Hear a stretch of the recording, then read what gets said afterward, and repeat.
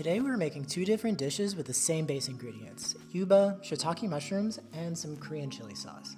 I will show you how I think about cooking creatively to reduce food waste and to make cooking more enjoyable. So I've been cleaning out my pantry of older ingredients, and this tofu skin needs some love. It's a dried ingredient, so I start by soaking it in some hot water.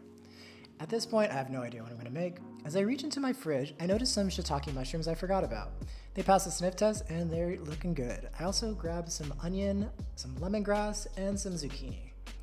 So I'm just going to start by slicing everything up. And at this point, I have an idea of what I'm going to make. I want to start with a stir fry because it's quick, easy, and lots of flavor. And then second, I want to make some sausage patties. So the mushrooms go into the pan first to brown. A little tip, when you cook mushrooms, you don't need any oil in the beginning because there's so much water, but you can add it later for extra flavor.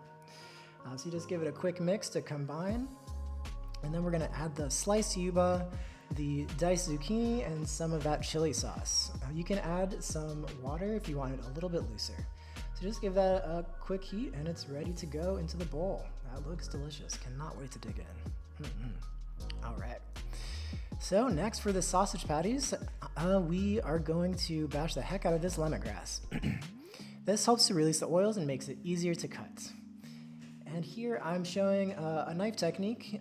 Just put your hands on top of the blade and chop back and forth. It's safe and it's actually pretty fun. All right, everything is going into the blender. We got the yuba, the diced shiitake mushrooms, the onion, a little bit of olive oil, salt, pepper, and some soy sauce for some extra umami. Everything gets blended up and put into a bowl to mix. I actually added a little bit of flour to hold them together because it had a bit more moisture than I expected. Honestly, I was really frustrated with how they appeared, but I trusted myself and fried them out, and they came out great. So yeah, nice golden color on those bad boys. Ready to go. And next up, we're going to make the dipping sauce. So it's going to be some of the chili sauce that we had saved and a little bit of coconut milk, just adds a little bit of richness. Give that a quick stir to combine and it's ready to go. Well, that's it. Thank you for watching, and I hope this helped you open your eyes to how to use different ingredients, showed you a couple different techniques. Yeah. Thanks for watching, and please subscribe for more content. Thank you.